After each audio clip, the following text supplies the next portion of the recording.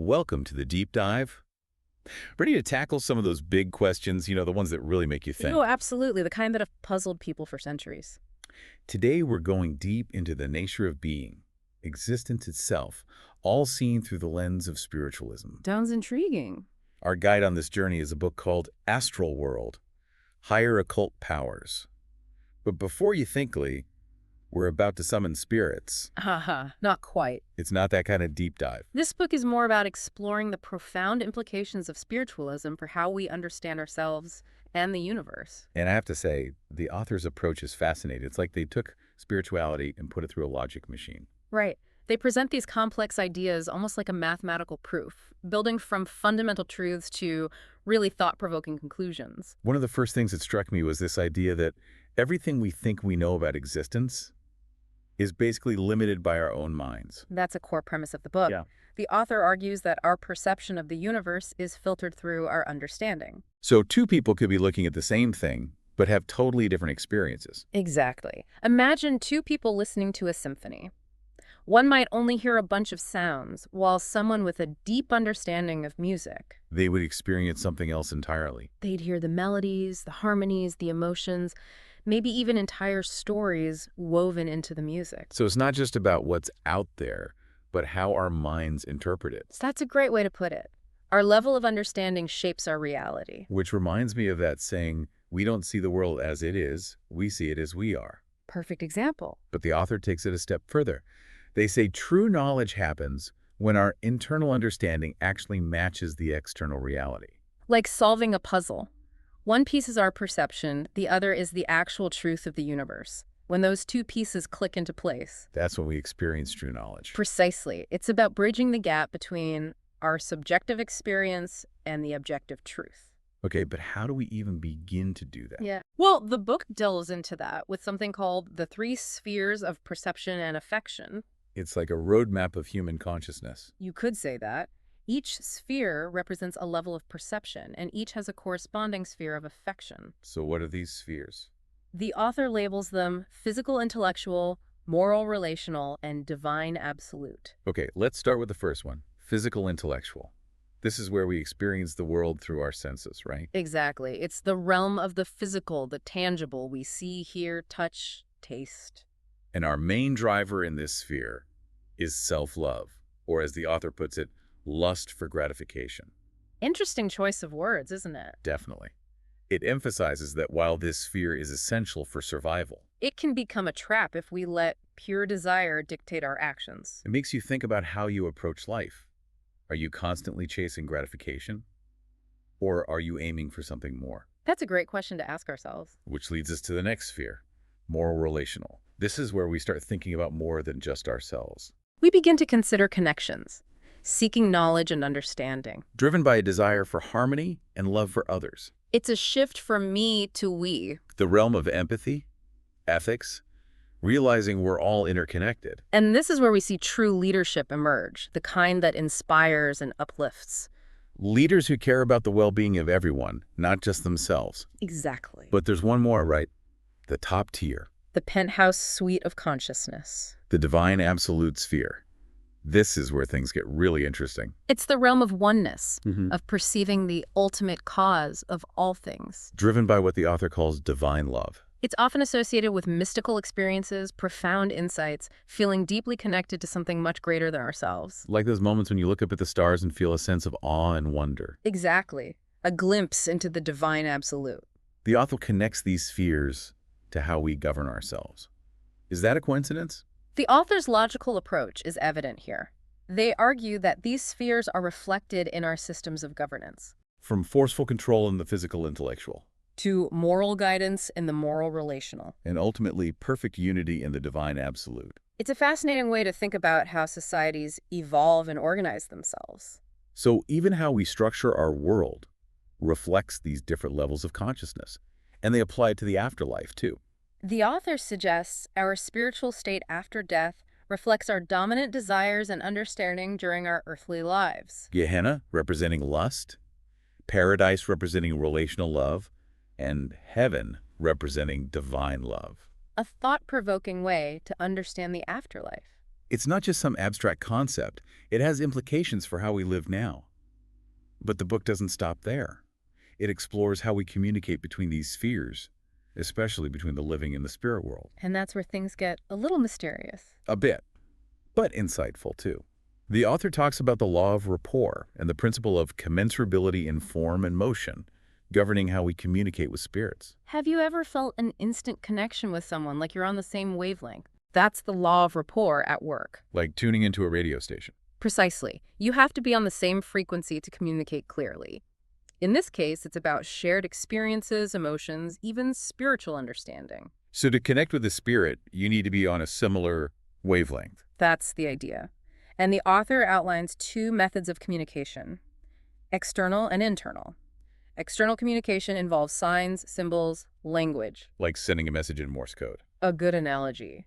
But it can be open to misinterpretations. Internal communication happens directly through thoughts and feelings when individuals are on the same plane of consciousness. Like two instruments resonating in perfect harmony. A beautiful way to put it. There's a direct connection, no need for external signals. The author compares it to mesmeric rapport. Okay, so this raises a question for me. The author says higher spirits can only communicate with lower spheres externally. Drawing them upward through knowledge and understanding, like a mentor guiding a student. But they also say that God, representing the ultimate consciousness, can't directly communicate with imperfect humans. Instead, God relies on intermediaries, like prophets, to convey divine truths. It's like the divine light is too bright for us to handle directly. We need it filtered through a lens we can understand. But does that mean we're just passive receivers in this whole process? What about our own agency? Now you're getting to the heart of it.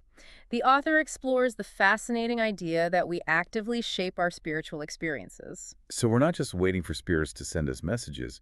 We're actively shaping the spirit world with our own thoughts. That's the idea. The author argues that the spirit world, particularly the spheres of Gehenna and Paradise, are reflections of our thoughts, beliefs, and desires. Hold on, are you saying we're building our own versions of heaven and hell? In a sense, yes. Purifying our thoughts, cultivating love, and aligning ourselves with truth create a more harmonious spiritual experience, both for ourselves and for those we interact with in the spirit world. So our inner world impacts our experience in the afterlife. It's all connected, and it ties back to the concept of progressive development. As we evolve spiritually, we naturally create more refined representations of reality. It's not just about believing in an afterlife, it's about how we live our lives here and now. Exactly. That shapes our eternal experience. But wait, if our spirit is shaped by our earthly experiences, wouldn't we carry our flaws into the afterlife? How does that work with the idea of heaven? That's where things get really interesting. The author is adamant that we carry our core selves, including our flaws, into the spirit world. So we don't magically become perfect when we die. Not according to this author. Our spirit is a culmination of everything we've thought, felt, and experienced throughout our lives. That's both reassuring and a bit daunting. Right. It suggests a continuity of self, but it also means we can't escape the consequences of our actions, even after death. So spiritual development isn't a destination we reach when we die, it's a continuous process. Exactly. We're constantly shaping and refining our spirit, preparing it for a higher state of being. And the author has some thoughts on spiritualism as a movement. They acknowledge the value of spirit communication in confirming the afterlife, but they also caution against potential pitfalls. Are they saying avoid all contact with spirits? Not necessarily, but they believe true spiritualism should lead to a transformation of character, making individuals wiser, purer, and holier. It's about authentic spiritual growth, not just chasing thrills or clinging to comfortable beliefs. It's about becoming better versions of ourselves. But how do we ensure that our spiritual development is authentic? Where do we even begin? Now, that is an excellent question, and one that deserves a deeper dive. So we're talking about authentic spiritual development. What does that even mean? It's not about following a set of rules or checking off boxes on some spiritual to-do list. So it's not about meditating for hours or giving up coffee? Not necessarily. The author emphasizes inner transformation, starting with cultivating certain qualities within. Okay, so what are these magical qualities? Wisdom, purity, and holiness. Those sound like pretty big words, to be honest. I know, right? They can sound a bit intimidating, but think of them in a practical sense. Okay, I'm listening. Break it down for me. Wisdom is about constantly seeking truth and understanding. It's about questioning and learning. So always be curious. Exactly. Purity is about aligning our thoughts, words, and actions with our highest ideals. Walking the walk, not just talking the talk. And holiness is about cultivating a deep reverence for life and connecting with the divine. So less about outward rituals and more about inner transformation. That's the key. True spiritualism should be reflected in how we live our lives, how we treat others. It's about embodying those values in everything we do. Exactly. It's about living your faith, not just professing it. And the author has a point to make about relying solely on external spiritual guidance. They argue that it can actually hinder our growth. Wait, you're saying following a guru or relying on mediums might not be the best approach? It's not about dismissing those things entirely, but it's a caution against becoming overly dependent on external sources. So we need to develop our own inner compass. Exactly. Like learning to ride a bike. You need training wheels at first, but eventually. You have to let go and find your own balance. That's a great way to put it. It's about developing that inner strength and confidence to navigate our spiritual path. But with so much information out there, how do we know what to trust? The author emphasizes critical thinking, questioning everything, even our own beliefs. So don't just accept things blindly. Exactly. Develop your own discernment, your own inner BS detector. It's like becoming our own spiritual detectives. I like that. Always questioning, always searching for evidence. And that questioning attitude should apply to spirit communication as well. Absolutely. The author acknowledges the value of spirit communication. In confirming the afterlife. Yes, and providing insights into the unseen world. But they also warn about potential pitfalls. So they're not saying avoid all contact with spirits, but Approach it with caution and discernment. like exploring a new city. You wouldn't just wander around aimlessly. Right. You'd get a map, ask for directions, be aware of your surroundings. So what are some of the dangers in the spirit world?